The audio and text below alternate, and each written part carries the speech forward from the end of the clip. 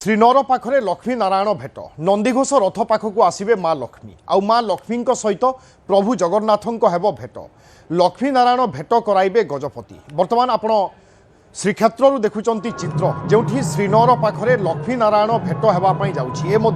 परंपरार एक अंश विशेष नंदीघोष रथ पाखक आसवे माँ लक्ष्मी आउ माँ लक्ष्मी सहित प्रभु जगन्नाथ भेट हो लक्ष्मी नारायण भेट कराइबे गजपति महाराज। एथिपाई गजपति महाराज को सहित अन्यान्य सदस्य माने उपस्थित अछंती एवं किछि समय भितरे श्रीनगर पाखरे लक्ष्मी नारायण भेट होगापाई जाउछि जार चित्र वर्तमान आपण माने देखुछंती। नंदीघोष रथ पाखक आसवे माँ लक्ष्मी आउ माँ लक्ष्मी सहित प्रभु जगन्नाथंकर हेबो भेट लक्ष्मी नारायण भेट कराइबे गजपति महाराज। एथिपाई गजपति महाराज को सहित अन्यान्य सदस्य समस्ते उपस्थित अछंती एवं राजनगर निकटरे लक्ष्मी नारायण भेट होगापाई जाउछि एवं लक्ष्मी नारायण भेट देखिबा पाई मध्य अनेक संख्यार भक्त श्रद्धालु अपेक्षा करिथांती एवं रथयात्रा परंपरार बा बाहुड़ा यात्रा परंपरार यह मध्य एक अंश विशेष लक्ष्मी नारायण भेट को नहीं समस्तंक भितरे उत्साह रही थाए एवं से समय किछि समय पाई से जगार नंदीघोष रथ अटकी रही थाए। अक्षय मिश्र अच्छी आम प्रतिनिधि। अक्षय आम देखुचे बर्तमान गजपति महाराज अच्छा श्रीनगर पाखरे कौन सबू कार्यक्रम रही नीतिकांति यह समय कौन सबू रही थाए?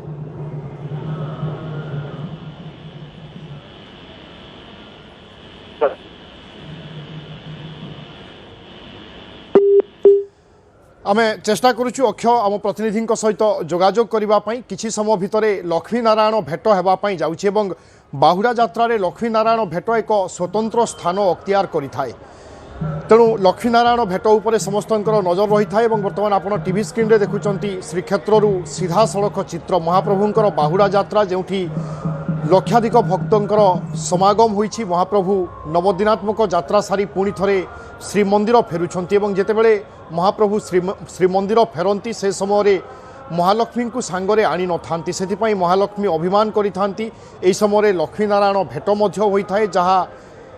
बाहुड़ा यात्रार एक परंपरा बा स्वतंत्रता जार सीधा सड़क चित्र आपण माने देखुचंती। लक्ष्मी नारायण भेट होगापाई जाउछि नंदीघोष रथ पाखक आसवे माँ लक्ष्मी आउ माँ लक्ष्मी सहित प्रभु श्री जगन्नाथंकर भेट हेबो आउ एथिपाई गजपति महाराज से जगार उपस्थित अछंती कारण लक्ष्मी नारायण भेट कराइबे गजपति महाराज। श्रीनगर निकटरू आप देखुं बर्तमान सीधा सड़क चित्र जोठी नंदीघोष रथ पाखक आसवे माँ लक्ष्मी एवं श्रीनगर पाखरे आसिले नंदीघोष रथ किछि समय पाई अटकी जाइथाए एवं तापरे माँ लक्ष्मी आसी जगन्नाथं को साक्षात करिथांती बा भेट होइथाए एवं एई भेट कराइथांती गजपति महाराज दिव्य सिंह देव। तेणु आज बाहुड़ा यात्रा रे आमे देखिले लक्षाधिक भक्तंकर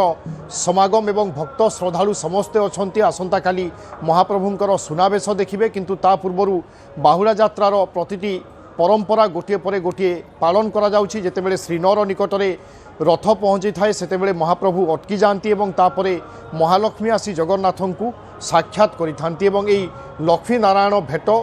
अनेक स्वतंत्रता रखि थाए एवं यार महानता मध्य अनेक रही। तेणु ए दृश्य देखिबा पई समस्ते अपेक्षारत महाप्रभु जगन्नाथं सहित लक्ष्मींकर भेट हेबो एवं एई समय गजपति महाराज दिव्य सिंह देव उपस्थित रहिबे।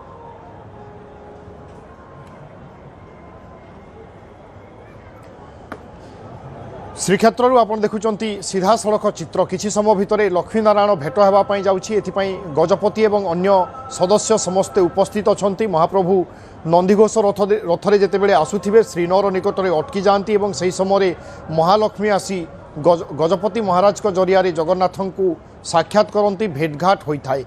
एवं एथिपाई नंदीघोष रथ किछि समय पाई अटकी जाइथाए। जो दृश्य जो चित्र देखिबा पाई जो भक्त श्रद्धालु माने गुंडीचा यात्रा रे सामिल होइछंती बा बाहुड़ा यात्रा रे सामिल होइछंती समस्तंकर अपेक्षा रही थाए एवं एई दृश्य पाई लंबा समय धरी समस्ते अपेक्षा रे रहिथिले जहार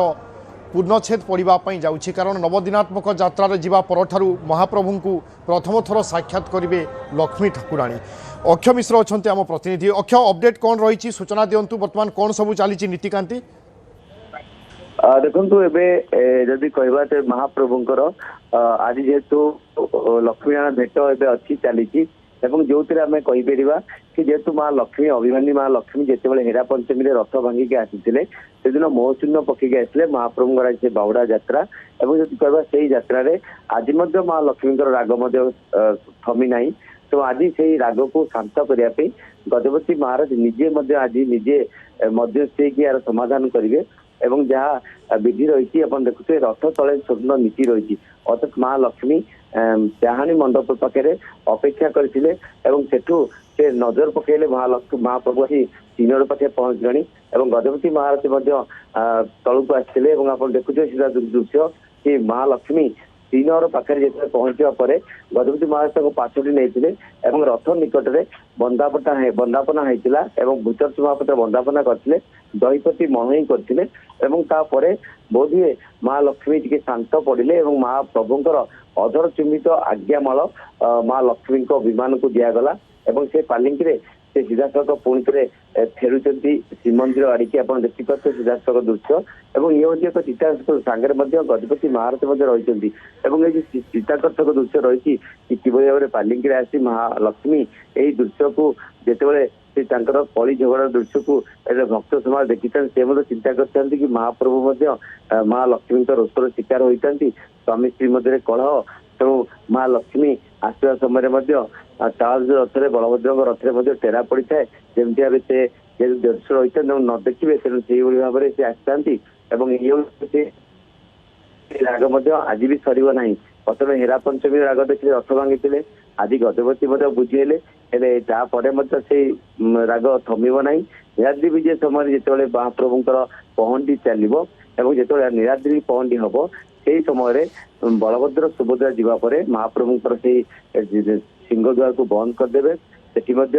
ମହାପ୍ରଭୁଙ୍କ ସେଠି ମଧ୍ୟ ନୀତି ରହିଛି ତାପରେ ମଧ୍ୟ ଦ୍ୱାର ଖୋଲାଯିବ ଏବଂ ତାପରେ ଯେତେବେଳେ ଜୟବିଜୟ ଦ୍ୱାର ବନ୍ଦ କରିବେ ସେଠି ବିତର୍ଷ ମହାପାତ୍ର ଏବଂ ଏପଟେ ଦୈତାପତିଙ୍କ ପକ୍ଷରୁ ସେଠି ଏକ ବଚନିକା କରାଯିବ ଏବଂ ସେଠି ପତି ମହାପାତ୍ର ମଧ୍ୟ ବଚନିକା ଚାଲିବ ଯୋଉଥିରେ କି ସେଇଠି ମହାପ୍ରଭୁ ଆଣିଥିବା ସୁସ୍ୱାଦୁ ରସଗୋଲାକୁ ଦେଇ ମାନଭଞ୍ଜନ କରିବେ ମିଠା ଦ୍ୱାରା ମଧୁର ସମ୍ପର୍କ ସୃଷ୍ଟି ହେବ ଏବଂ ଇଏ ହେଉଛି ଏକ ପରମ୍ପରା ଏବଂ ତା ପରଦିନ ଠାରୁ ମା ଲକ୍ଷ୍ମୀ ସାନ୍ତାଣୀ ଯୋଉ ରାଗିଥିବେ କ୍ରୋଧ ଶାନ୍ତ ହେବ ଏବଂ ତା ପରଠାରୁ ମହାପ୍ରଭୁଙ୍କୁ ପୁଣି ଥରେ ନୀଳାଚଳ ଅବଢାରେ ପୁଣି ଥରେ ଭକ୍ତ ସଦଳ ପାଇବେ ଇଏ ହେଉଛି ତାର ସ୍ୱତନ୍ତ୍ର ଦୃଶ୍ୟ ଆପଣ ଦେଖିପାରୁଥିବେ ଇଏ ହେଉଛି ନନ୍ଦିଘୋଷ ରଥ ଏବଂ ଯଦି କହିବା ଚଳିତ ବର୍ଷ ରଥଯାତ୍ରା ଇତିହାସରେ ବୋଧହୁଏ ସବୁଠୁ ବିଳମ୍ବିତ ରଥଯାତ୍ରା କାରଣ ଆମେ ଯଦି କହିବା ପ୍ରାୟ 9:30 ଭିତରେ 3 ରଥ ସିଂହଦ୍ୱାରରେ ପହଞ୍ଚି ଯାଇଥାଏ କିନ୍ତୁ ଆଜି ଆମେ କହିବା କି ତାର ସମୟ ପ୍ରାୟ 10ଟା ଟପିଲାଣି କିନ୍ତୁ ଏଯାବତ ଶ୍ରୀନଗର ସମ୍ମୁଖ ଭାଗରେ ଏହି ରଥଟି ରହିଛି ଏବଂ ଦେଖୁଥିବେ ଗଜପତି ମହାରାଜ ସେ କିଭଳି ଭାବରେ ଦେଖନ୍ତୁ ମା ଲକ୍ଷ୍ମୀ ଏବେ ସେଇ ରଥକୁ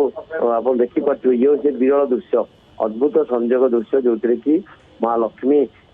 ଏବେ ଦେଖୁଛନ୍ତି ମହାପ୍ରଭୁଙ୍କୁ ଏବଂ କଣେଇ କଣେଇ ଦେଖୁଛନ୍ତି କାରଣ ଆପଣ ଦେଖୁଥିବେ ଆଜି ବି ରାଗିବେ କାରଣ ମହାପ୍ରଭୁଙ୍କୁ ସେ ସିଧା ଦେଖିପାରିବେ ନାହିଁ ରଥର ପାର୍ଶ୍ୱରୁ ଶ୍ରୀନଗର ପଟରୁ ସେ ମହାପ୍ରଭୁଙ୍କ କଣେଇ ଦେଖୁଛନ୍ତି ଏବଂ ରଥରୁ ମଧ୍ୟ ମା ଲକ୍ଷ୍ମୀଙ୍କ ପାଇଁ ଆଜ୍ଞାମାଳ ଆସୁଛି ତାର ମଧ୍ୟ ଦୃଶ୍ୟ ଆପଣ ଦେଖୁଥିବେ ଇଏ ହେଉଛି ଅଧର ଚୁମ୍ବିତ ଆଜ୍ଞାମାଳ ଯାହା ମା ଲକ୍ଷ୍ମୀଙ୍କୁ ଏବେ ଦିଆଯିବ ଏବଂ ପାର୍ଶ୍ୱରେ ଦେଖୁଥିବେ ଗଜପତି ମହାରାଜ ଠିଆ ହେଇଛନ୍ତି ବିତର୍ଷ ମହାପାତ୍ର ଠିଆ ହେଇଛନ୍ତି ଏବଂ ସେଇ ଦୃଶ୍ୟ କି ମହାଲକ୍ଷ୍ମୀ କି ଆଜ୍ଞାମାଳ ହିଁ ଦିଆଯିବ ତା ଦୃଶ୍ୟ ଆପଣ ଦେଖିପାରୁଥିବେ ସିଧାସଳଖ ଦୃଶ୍ୟ କିଭଳି ଭାବରେ ସମସ୍ତ ନୀତି କରାଯାଉଛି ଗଜପତି ମହାରାଜ ନିଜେ ଏଇ କଳିର ସମାଧାନ ପାଇଁ ନିଜେ ମଧ୍ୟ ଆସିଛନ୍ତି ଯୋଉ ମା ଲକ୍ଷ୍ମୀ ସାନ୍ତାଣୀ ରୁକ୍ମିଣୀ ଏକାଦଶୀ ପରେ ଯେତେବେଳେ ଆମେ ଦେଖିଛେ କି ମା ଲକ୍ଷ୍ମୀ ସାନ୍ତାଣୀ ଗୁଆଲି ଉତ୍ସବରେ ଶ୍ରୀନଗରକୁ ଆସିଥିଲେ ଗଜପତି ତାଙ୍କୁ ମଧ୍ୟ ଭେଟି ଦେଇଥିଲେ ଏବଂ ସେଇ ମା ଲକ୍ଷ୍ମୀ ସାନ୍ତାଣୀଙ୍କ କଳହ ଆଜି ନବବିବାହିତାର କଳହ ତାକୁ ସମାଧାନ କରୁଛନ୍ତି ଗଜପତି ମହାରାଜ ଏବଂ ସେ ବି ଏକ ବିରଳ ଦୁର୍ଲଭ ଦୃଶ୍ୟ ଏହାକୁ ଦେଖିବା ପାଇଁ ଅନେକ ଭକ୍ତ ଶ୍ରଦ୍ଧାଳୁ ମାନେ ରଥ ତଳେ ଏବଂ ଶ୍ରୀନଗର ଚତୁଃପାର୍ଶ୍ୱରେ ଏକାକାର ହେଇଛନ୍ତି ରୁଣ୍ଡ ହେଇଛନ୍ତି ଏବଂ ଇଏ ହେଉଛି ସେଇ ପାରିବାରିକ ମାନବ ଲୀଳାର ଏହା ଏକ କନ୍ଦଳର ଦୃଶ୍ୟ ସ୍ୱାମୀ ସ୍ତ୍ରୀ ମଧ୍ୟ ଝଗଡ଼ାର ଦୃଶ୍ୟ କିନ୍ତୁ ସବୁ ସେଇ ମଧୁର ସମ୍ପର୍କରେ ହିଁ ସୃଷ୍ଟି ହବ ଏବଂ ତାର ଦୃଶ୍ୟ ଆପଣ ଦେଖିପାରୁଥିବେ ଦେଖନ୍ତୁ ଗଜପତି ମହାରାଜ କିଭଳି ଭାବରେ ଏଇ ମହାଲକ୍ଷ୍ମୀଙ୍କୁ ଏଠି ଭେଟ କରାଉଛନ୍ତି ଏବଂ ମହାପ୍ରଭୁଙ୍କୁ ଇଏ ହେଉଛି ଲକ୍ଷ୍ମୀ ନାରାୟଣ ଭେଟ ଯାହାକି ଆମେ ଏଇ ବିରଳ ଦୃଶ୍ୟ ଦେଖିବା ଏ ଖାଲି ମର୍ତ୍ତ୍ୟ ଲୋକରେ ନୁହଁ ଦେବଲୋକର ମଧ୍ୟ ସମସ୍ତ ଦେବତା ମାନେ ମଧ୍ୟ ଏଇ ଦୃଶ୍ୟକୁ ଉପଭୋଗ କରିଥାନ୍ତି ସେମାନେ ମଧ୍ୟ ନଜର ପକେଇଥାନ୍ତି କାରଣ ଆଜି ଆମେ ଦେଖୁଛୁ କି ରଥ ଟଣା ହେଲା ବେଳେ ଜଗନ୍ନାଥଙ୍କ ରଥ ଯେତେବେଳେ ମାଉସୀ ମାଙ୍କ ମନ୍ଦିର ପାଖରେ ପୋଡପିଠା ଖାଉଥିଲେ ସେତେବେଳେ ବର୍ଷା ହେଇଥିଲା କିନ୍ତୁ ତାପରେ ଆମେ ଦେଖିଛେ ପୁଣି ଥରେ ବର୍ଷା କମିଗଲା କାରଣ ରହିଛି ଆଗକୁ ଲକ୍ଷ୍ମୀନାରାୟଣ ଭେଟର ପରମ୍ପରା ସେଇଥିପାଇଁ ତ ବୋଧେ ମହାପ୍ରଭୁଙ୍କର ବର୍ଷା କରେଇଲେ ନାହିଁ, କାରଣ ଭକ୍ତ ମଧ୍ୟ ଭିଜିଯିବେ। ଏବଂ ଦେଖୁଥିବେ ଯେ ମହାପ୍ରଭୁଙ୍କ ସେ ଲକ୍ଷ୍ମୀନାରାୟଣ ଭେଟର ପରମ୍ପରା ଏବେ ଧୀରେ ଧୀରେ ସରିବାକୁ ଯାଉଛି। କାରଣ ଆପଣ ସିଧାସଳଖ ଦୃଶ୍ୟ ଦେଖୁଥିବେ ଇଏ ହଉଛି ଲକ୍ଷ୍ମୀନାରାୟଣ ଭେଟର ସେ ଅଦ୍ଭୁତ ପରମ୍ପରା, ଦିବ୍ୟ ପରମ୍ପରା, ଯାହାକୁ ଆପଣ କେବେ ବି ଏଇ ଦୃଶ୍ୟକୁ ଦେଖିବା ଭୁଲିବେ ନାହିଁ। କାରଣ ଦେଖୁଥିବେ ଆଲଟ ରହିଛି, ଛତ୍ରୀ ରହିଛି ଏବଂ ପୁରା ବିଜେକାଳି ବାଜୁଛି, ନୀତି ମଧ୍ୟ ସମ୍ପାଦନ ହଉଛି। ଇଏ ରଥ ତଳର ନୀତି କୁହାଯାଏ। ଆପଣ ଦେଖିଥିବେ ଯେତେବେଳେ ଲକ୍ଷ୍ମୀ ସ୍ଥାନରେ ଆସିଥାନ୍ତି ସବୁବେଳେ ରଥ ତଳ ନୀତି ରହିଥାଏ। ହେରା ପଞ୍ଚମୀ ଦିନ ରଥ ତଳରେ ନୀତି ଆମେ ଦେଖିଥିଲେ, ବନ୍ଦାପନା ଏବଂ ଦଇପଟି ମଣଇ ପୂଜାର୍ଚ୍ଚନା ଏବଂ ଅନେକ କିଛି ଦୃଶ୍ୟ ଥିଲା। ଆଜି ମଧ୍ୟ ଦେଖୁଥିବେ ସେଇ ନନ୍ଦିଘୋଷ ରଥ ତଳେ ମଧ୍ୟ ସେ ନୀତି ଚାଲିଛି, ଯୋଉଠି ମହାପ୍ରଭୁ ରଥ ଉପରେ ବିରାଜମାନ କରୁଛନ୍ତି, ମା ଲକ୍ଷ୍ମୀ ସାନ୍ତାଣୀ ରଥ ତଳେ ରହିଛନ୍ତି ଏବଂ ଗଜପତି ମା ଯିଏ ଆଦ୍ୟ ସେବକ ସେ ମଧ୍ୟ ରଥ ତଳେ ରହିଛନ୍ତି। ପୁଣି ଏକ ଭବ୍ୟ ଏବଂ ସ୍ୱତନ୍ତ୍ର ପରିବେଶ ଦେଖିବାକୁ ମିଳୁଛି ଏହି ଶ୍ରୀକ୍ଷେତ୍ରରେ। ଆଉ କିଛି ସମୟ ପରେ ଏ ନୀତି ସରିବ ଏବଂ ଲକ୍ଷ୍ମୀ ସାନ୍ତାଣୀ ଯେତେବେଳେ ବାହୁଡ଼ି ଯିବେ ଶ୍ରୀନଗର ଭିତରକୁ, ଶ୍ରୀମନ୍ଦିର ଭିତରକୁ, ତାପରେ ସ୍ୱତନ୍ତ୍ର ଭାବରେ ଯଦି କହିବା ତେବେ ମହାପ୍ରଭୁଙ୍କର ରଥ ପୁଣି ଥରେ ଟଣାଯିବ ନନ୍ଦିଘୋଷ ରଥ ଶ୍ରୀମନ୍ଦିର ପାଖକୁ ଏବଂ ଆସନ୍ତାକାଲି ମହଣମନ ସ୍ୱର୍ଣ୍ଣ ଆଭୂଷଣରେ ବିଭୂଷିତ ହେବେ ମହାପ୍ରଭୁ। ଲକ୍ଷ୍ମୀ ସାନ୍ତାଣୀଙ୍କୁ ଜଣେଇବେ କି ମୁଁ ସେଇ